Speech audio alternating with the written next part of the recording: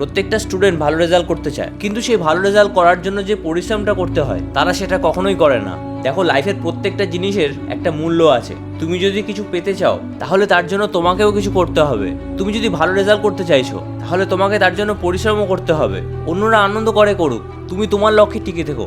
তোমরা যদি জান প্রাণ লাগিয়ে দাও তাহলেই একমাত্র ভালো রেজাল্ট করতে পারবে। কিন্তু যারা দেখছো এখন ফাঁকি দিচ্ছে, সারাদিন বই ছুঁয়েও দেখছে না, তারা নিজের লাইফ নিজেরাই নষ্ট করে দিচ্ছে। তাই যারা ভুল করছে তাদের দেখে তুমিও ভুল করতে যেও না। আমি জানি তুমি ভালো রেজাল্ট করতে চাইছো, এমনকি তোমার মধ্যে সেই ক্ষমতাও আছে, কিন্তু এই মোবাইলের নেশা তোমাকে পড়তে দিচ্ছে না। তবে এখনো সুযোগ আছে, এখনো চাইলে ভালো রেজাল্ট করতে পারবে।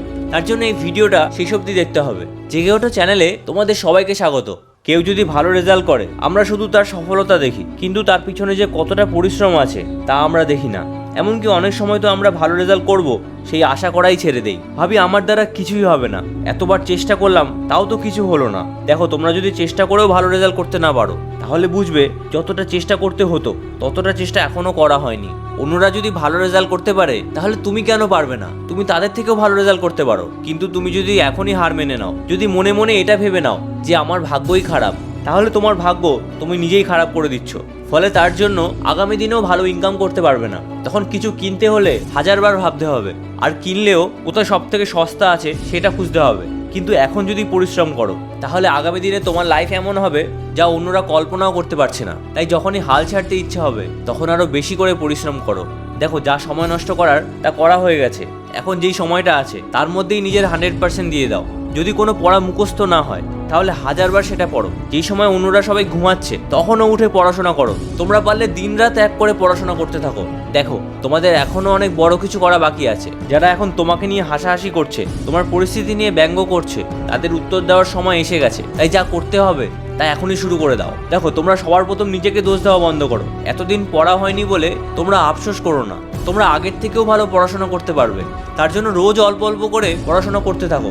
আমাদের এই মুহূর্তে দুটোই বড় সমস্যা, একটা হলো মোবাইলের নেশা, আর দ্বিতীয়টা হলো এই মুহূর্তে সময় খুবই কম এবং তার মধ্যেই সিলেবাস কমপ্লিট করতে হবে। এবার জানবো এই সমস্যাকে কিভাবে দূর করা যায়। নাম্বার 1, মোবাইলের নেশা। আমরা কোনো একটা ভিডিও দেখলাম, ব্যাস ভালো লাগলো, আরও একটা ভিডিও দেখলাম, সেটাও ভালো লাগলো, তারপরেরটা আবার অতটা ভালো লাগলো না। এবার খুঁজতে থাকছি যে আর কোন ভিডিও ভালো লাগবে। এর কারণ হলো এইসব বিষয়ে আমাদের কৌতূহল অনেক বেশি। তোমরা এই কৌতূহলকে পড়াশোনায় লাগাও। আর যদি মনে হচ্ছে নিজেকে আটকাতে পারছো না তাহলে পরীক্ষা অবধি মোবাইল অফ করে রাখো। এ কদিন যদি মোবাইল না দেখো তাহলে কোনো ক্ষতি হয়ে যাবে না, কিন্তু তোমার ভবিষ্যৎ দাঁড়িয়ে যাবে। নাম্বার 2, সময়ের অভাব। আমাদের আরেকটা সমস্যা হলো আমাদের এক্সামের বেশি দিন বাকি নেই। এবার এই কম সময়ের মধ্যে সব কিছু কীভাবে মুখস্থ করব? দেখো, আমি বলবো তোমাদের কাছে এখনও সময় আছে। তোমরা যদি সময়কে ঠিকভাবে কাজে লাগাও তাহলে এখনও প্রচুর সময় আছে। এই সময়ের মধ্যে তোমরা সব পড়া মুখস্থ করে ফেলতে পারবে।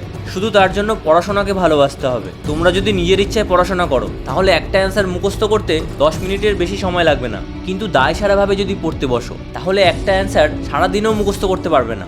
আমি জানি বেশিরভাগ স্টুডেন্টের আর্থিক অবস্থা ভালো না, খুবই কষ্ট করে তাদের পড়াশোনা করতে হচ্ছে।